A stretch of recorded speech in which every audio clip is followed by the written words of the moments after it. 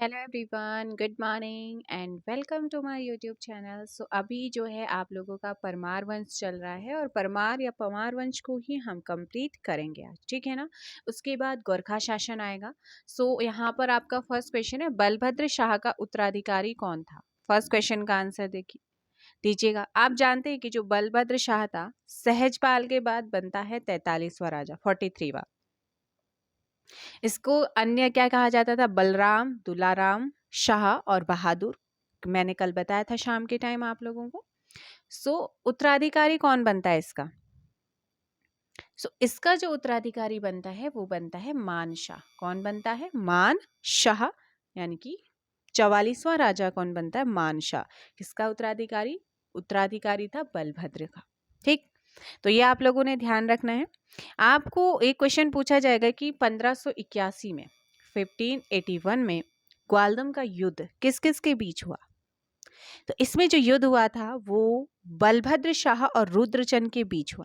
लेकिन जो शिव प्रसाद डबराल हैं वो युद्ध की जो डेट बताते हैं वो 1591 बताते हैं। तो वैसे तो अगर आपसे क्वेश्चन पूछता है कि शिव प्रसाद डबराल जो है ग्वालदम युद्ध की जो तारीख है वो क्या बताते हैं, तो 1591। और नॉर्मली अगर ऑप्शन में आता 1581 तो 1581 ध्यान रखना है।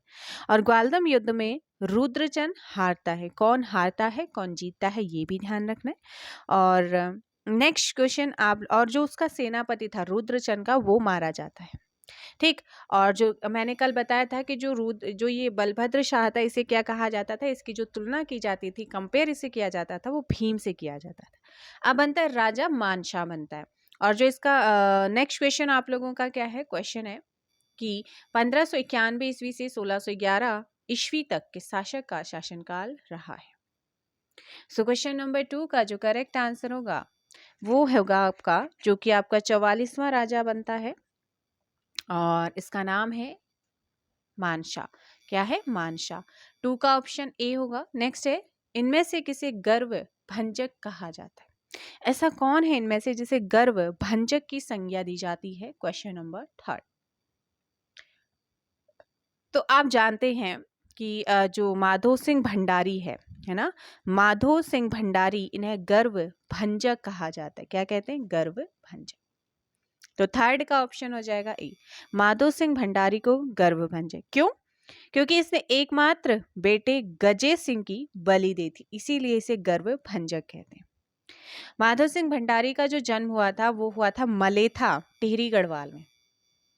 इनके पिता का नाम कालू भंडारी और माधव भंडारी की पत्नी का नाम उदीना बौराणी था। ठीक है, देवप्रयाग रघुनाथ मंदिर के द्वार पर एक अभिलेख मिला है जिसमें माधो सिंह भंडारी के पुत्र गजे सिंह और पुत्र बहू मथुरा बौराणी का उल्लेख मिलता है। ठीक है ना।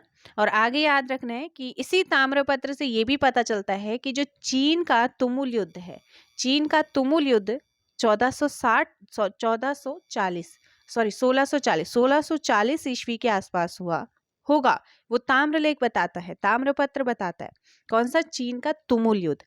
और इसी युद्ध में जो ये छोटा चीन तुमुल युद्ध था, इसमें माधो सिंह भंडारी वीरगति को प्राप्त हुए थे। माधव सिंह भंडारी की जो डेथ हुई थी वो सतलुज, है ना, सतलज नदी। सतलज आप जानते हैं ना कहाँ से आती, मानसरोवर में राकस ताल से निकलती है ना, और हिमाचल में एंटर करती है वो भारत में, और के तट पर हुई, जो पृथ्वी शाह के समय भी सेना नायक रहा। माधव सिंह ने मलेथा की गुल का निर्माण किया। तो आपसे पूछेगा मलेथा की गुल का निर्माण किसने किया है, तब आप कहेंगे माधव सिंह भंडारी। मलेथा की गुल छेड़ाधार पहाड़ी पर लगभग 225 फीट की बनाई गई है, जिसमें चकमा नदी या डागर नदी से पानी निकलता है। तो ये आपने ध्यान रखना है। चलो नेक्स्ट क्वेश्चन। ये जो चीज बताई जा रही है ना, इनको अच्छे से कर लेना क्योंकि यहाँ से क्वेश्चन आपका आता है। माधो सिंह भंडारी का संबंध जो है वो किस जनपद से है। तो माधो सिंह भंडारी का संबंध आपको बताना है कि उनका संबंध कौन से जनपद से है। अभी आपने पढ़ा था Tehri Maletha, option C. Next है, छेड़ाधार पहाड़ी पर निर्मित मलेथा गुल का निर्माण किसने किया था। सो आंसर देंगे माधो सिंह भंडारी ने, ऑप्शन ए 5 का करेक्ट होगा। छोटा चीन तुमुल युद्ध में निम्न में से कौन वीरगति को प्राप्त हुए थे। ऑप्शन बी हो जाएगा माधो सिंह भंडारी। कौन? माधो सिंह भंडारी। नेक्स्ट क्वेश्चन, मलेथा नामक स्थान कौन से जनपद में? विद एक्स्ट्रा फैक्ट मजे आ रहे हैं ना। 7 का ऑप्शन टिहरी। क्या हो जाएगा? टिहरी। मलेथा की गुल हेतु किन नदियों से पानी निकाला गया था? तो डागर और चकमा रिवर। अभी बताया ना, जस्ट ऑप्शन हो जाएगा सी। माधो सिंह भंडारी की मृत्यु किस नदी के तट पर हुई? तो वो भी बताया था, जो कि आपके मानसरोवर लेक कहाँ से निकलती है। अच्छा ना, 3 नदियां, ये जो 3, जैसे सिंधु है और ब्रह्मपुत्र है और सतलज है, ये तीनों की तीनों बाहर से निकलती हैं, इंडिया के बाहर से। तो एक क्वेश्चन भी आप लोगों को कराया था, शायद पहला ही क्वेश्चन था इंडियन ज्योग्राफी का। सो क्वेश्चन नंबर जो आपका 9 है, 9 का करेक्ट आंसर होगा सतलज। क्या हो जाएगा? सतलज। महीपति शाह का उत्तराधिकारी कौन बना? किसका? महीपति शाह। आप जानते हैं महीपति शाह का सेनापति सॉरी उत्तराधिकारी कौन बनता है? तो महीपति शाह का उत्तराधिकारी कौन बनेगा? जल्दी बताओ भाई। सो क्वेश्चन नंबर आप लोगों के सामने है, कौन सा? Question number 10 and correct answer होगा बी, पृथ्वीपति शाह। कौन बनता है? पृथ्वीपति शाह।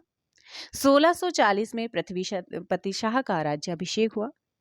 उस समय वो मात्र 7 वर्ष का था और अल्पवयस्क था, तो इसीलिए उसकी जो संरक्षिका बनती है, जिन्हें कहा जाता है नागकटी रानी के रूप में आप जिन्हें जानते हैं, रानी कर्णावती। आपसे क्वेश्चन पूछेगा कि पृथ्वीपति की संरक्षिका कौन थी?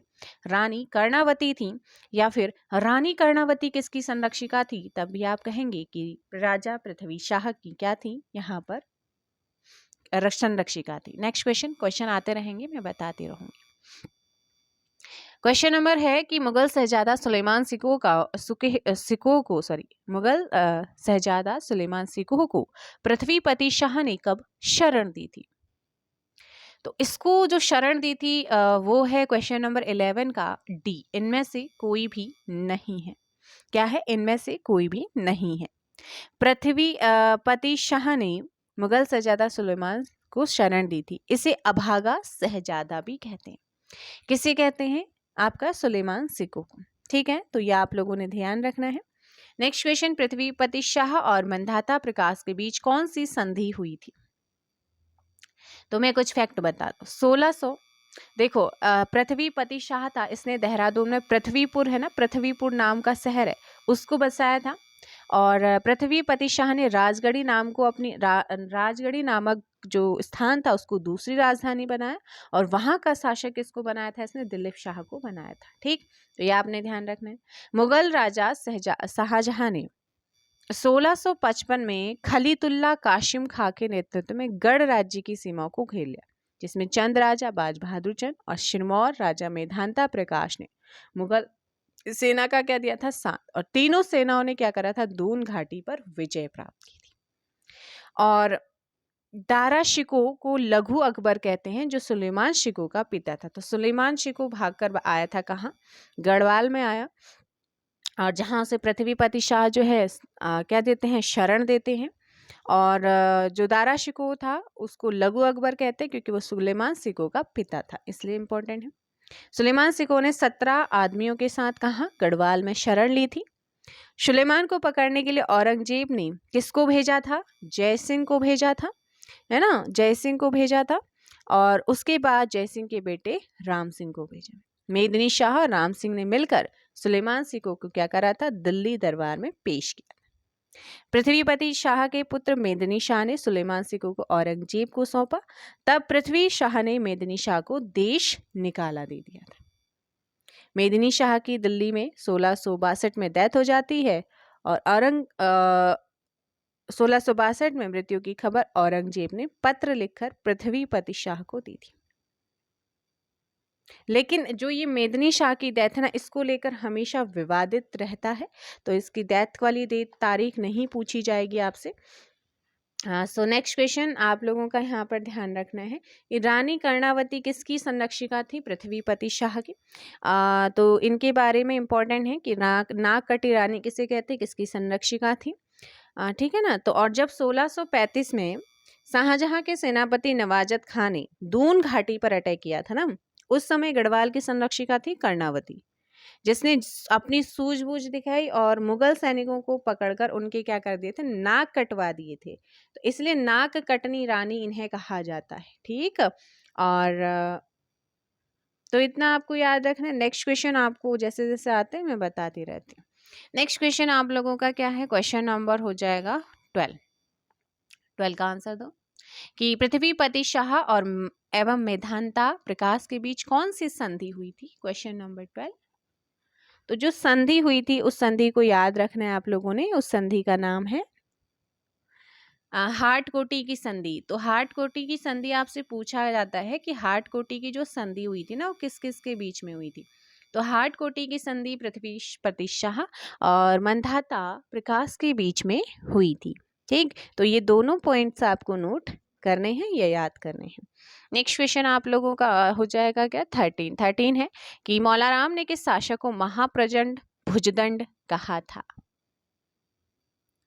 महीपति शाह। ऑप्शन हो जाएगा बी, 13 का बी होगा। नेक्स्ट क्वेश्चन है कि ईसाई धर्म के प्रचार हेतु एंड्राडे एंड उसका सहयात्री मार्किक्स किस शासक के समय गढ़वाल आए थे। तो ये जो गढ़वाल आते हैं वो आते हैं महीपति शाह के टाइम पे। किसके टाइम पे आते हैं, महीपति शाह। क्वेश्चन नंबर 14 का हो जाएगा डी। महीपति शाह की पत्नी का नाम क्या था। महीपति शाह की पत्नी का नाम बताओ जल्दी से। महीपति शाह की पत्नी का नाम था रानी कर्णावती। कौन थी, रानी कर्णावती। महीपति शाह की कौन थी, आपको याद रखना है, वाइफ थी। कौन थी, वाइफ थी। नेक्स्ट क्वेश्चन क्या है आपका, ताराबाई एवं गोलकुंडा की दुर्गावती किसके उपनाम है। ताराबाई और गोलकुंडा की दुर्गावती 16 रानी कर्णावती को ही कहते हैं। कानपुर नगर बसाने का श्रेय किसे जाता है। क्वेश्चन नंबर 17 रानी कर्णावती को। महारानी कर्णावती किस शासक की संरक्षिका थी। तो आप फटाफट आंसर कर सकते हैं, मैंने अभी जस्ट बताया है। ऑप्शन हो जाएगा 18 का डी, पृथ्वीपति शाह। रानी कर्णावती को नागकटी रानी की संज्ञा किसने दी थी। ये इंपॉर्टेंट है। क्वेश्चन नंबर 19 का बी हो जाएगा, शिव प्रसाद डबराल। देखिए अगर किसी भी क्वेश्चन में आपका डाउट रहता है तो मुझे कमेंट में बताना, बट डाउट आपके शाम को ही देखे जाते हैं और बार बार उन्हें रिपीट ना किया कीजिए, क्योंकि मैं आपको बता चुकी हूँ कि आपको शाम को ही डाउट आपके क्लियर होंगे। सो क्वेश्चन नंबर 19 का आंसर होगा बी। किस व्यक्ति ने अपनी पुस्तक स्टोरियो डू मोगोर में कर्णावती को साक्षात दुर्गा कहा है। तो वो था, कौन था, स्टोरिया डू मोगोर पुस्तक है किसकी, निकोलस मनुची की। उसी ने जो है रानी कर्णावती को साक्षात दुर्गा कहा है। तो कौन हो जाएगा, निकोलस मनुची। स्टोरियो डू मोगोर क्या है, इनकी पुस्तक है। 20 का आंसर हो जाएगा ए। मुगल सेनापति नवाजत खान ने दून घाटी पर कब अटैक किया था, आक्रमण किया था। इनका जो सही आंसर होगा आप जानते ही हैं, 1635 आपको बताया था अभी। ऑप्शन हो जाएगा सी, है ना। नेक्स्ट, मेदिनी शाह को देश निकाला किसने दिया था।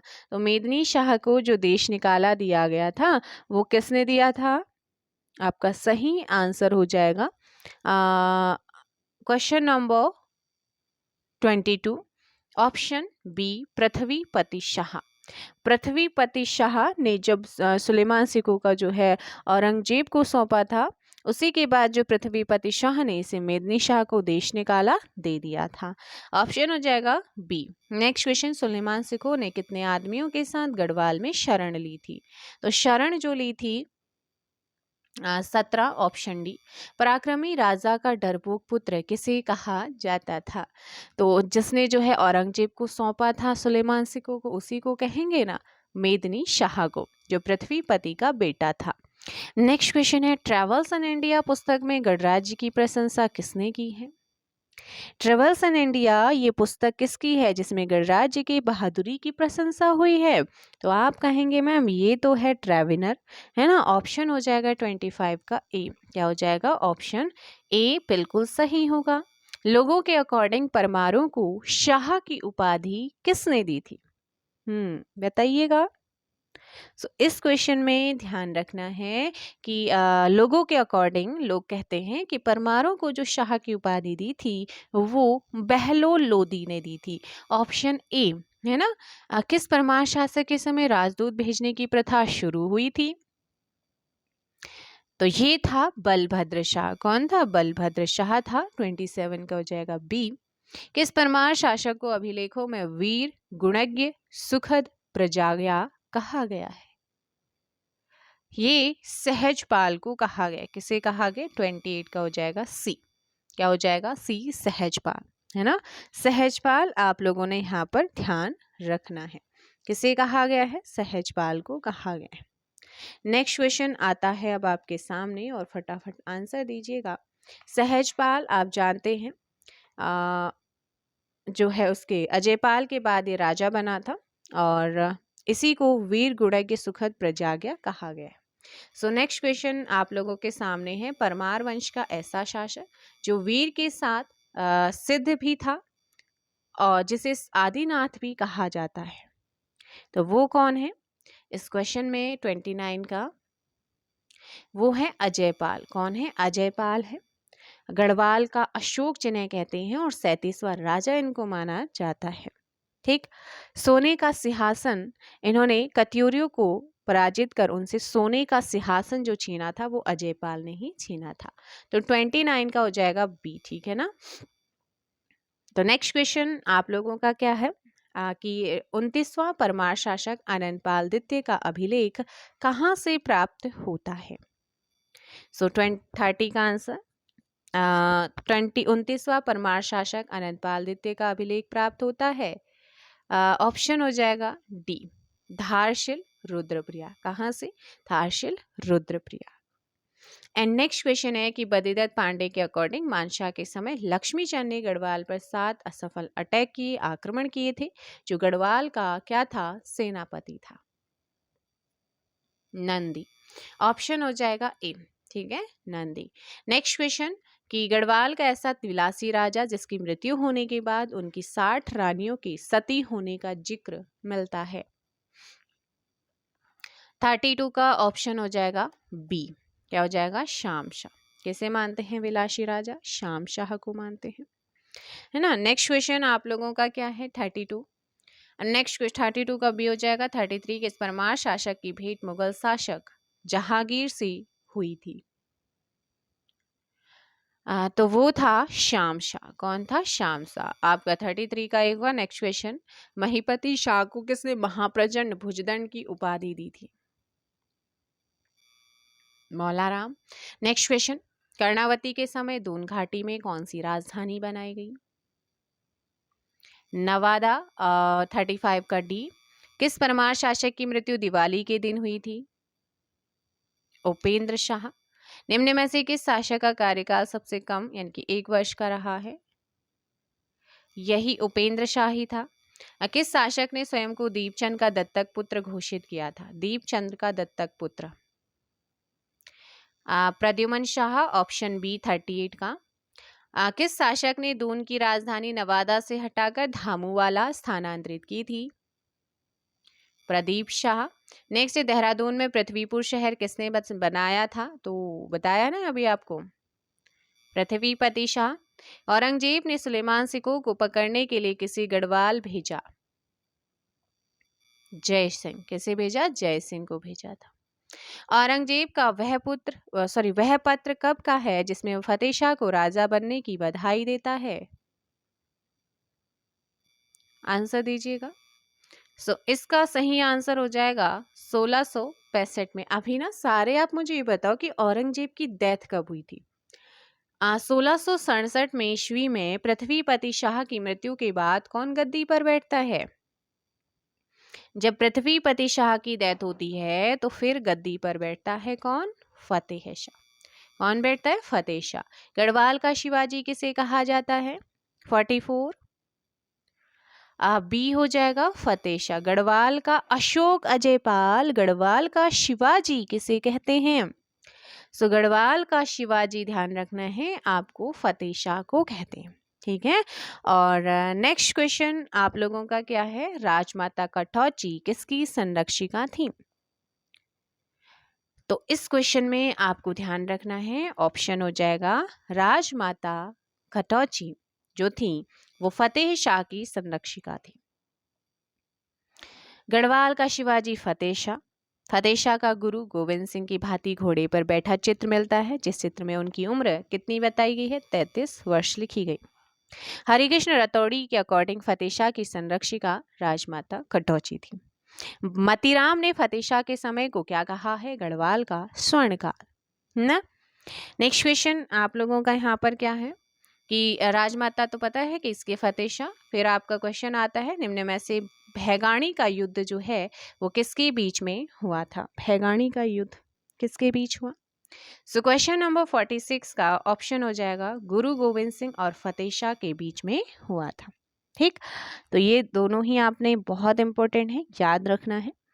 एंड नेक्स्ट क्वेश्चन आप लोगों का है, किस व्यक्ति ने फतेह शाह के समय को गढ़वाल का स्वर्णकाल कहा, अभी जस्ट बताया है।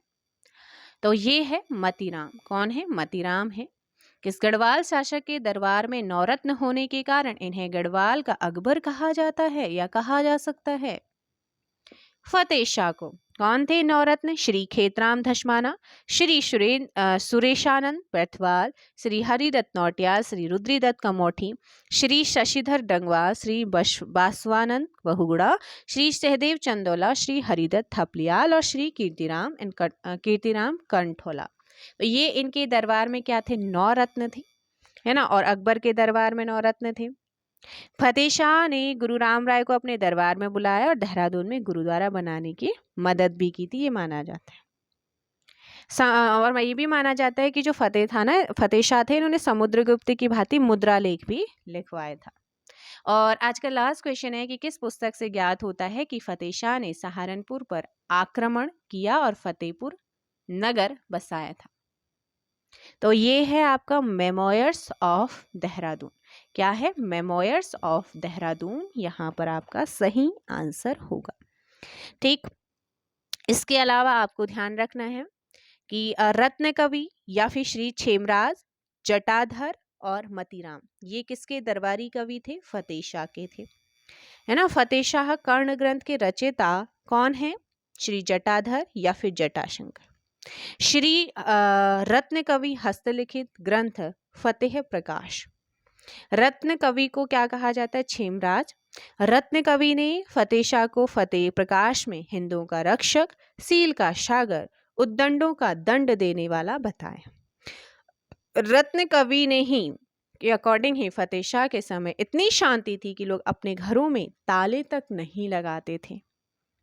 ठीक, ये क्वेश्चन पूछे जाते हैं इसलिए मैं बता रही हूँ आप लोगों को। इंडो चाइना तिब्बत ट्रायंगल नामक पुस्तक किसने लिखी है, श्री राम गोपाल ने लिखी है। चलो भाई, इतना ही अभी याद रखते हैं। फिर मौलाराम कहते हैं कि जब फतेह शाह के बाद जो उनका उत्तराधिकारी बनता है वो उपेंद्र शाह बनता है ना। उपेंद्र शाह ने लगभग 1 वर्ष शासन किया और दिवाली के दिन उसकी डेथ हो गई, ऐसा माना जाता है। और फतेह शाह ने गुरुद्वारा की आय के लिए 3 ग्राम खुड़बुड़ा, राजपुर, चामासारी दान में दिए थे, जबकि फतेह शाह के पौत्र प्रदीप शाह ने 4 गांव छायावाला, भूजनवाला, पंडितवारी और घाटवाला गुरुद्वारा को दान में दिए थे। ये क्वेश्चन पूछे जाते हैं कि किसने दान में दिए थे। ठीक, तो भाई ये थे आपके आज के क्वेश्चन। आई होप सो कि आपको पसंद आया होगा। और जो भैगणी का युद्ध है ना, भैगणी के युद्ध का जो वर्णन है गुरु गोविंद सिंह ने अपनी आत्मकथा है विचित्र नाटक उसमें किया है। ठीक, और जो ये युद्ध हुआ था वो हुआ था 1689 में। गुरु विलास के अकॉर्डिंग भैगणी का युद्ध जो है गुरु गोविंद सिंह और फतेह शाह के बीच में हुआ 1689। और इनकी जो संरक्षिका माना जाता है वो कटौची को मानते हैं। ठीक, तो चलो भाई आज के लिए इतना ही। इसका जो सेकंड पार्ट आएगा उसमें परमार वंश कंप्लीट हो जाएगा, जिसमें 47 क्वेश्चन, और वो आपका आएगा शाम को 8 बजे। तो मिलते हैं फास्ट रिवीजन में। Thank you so much.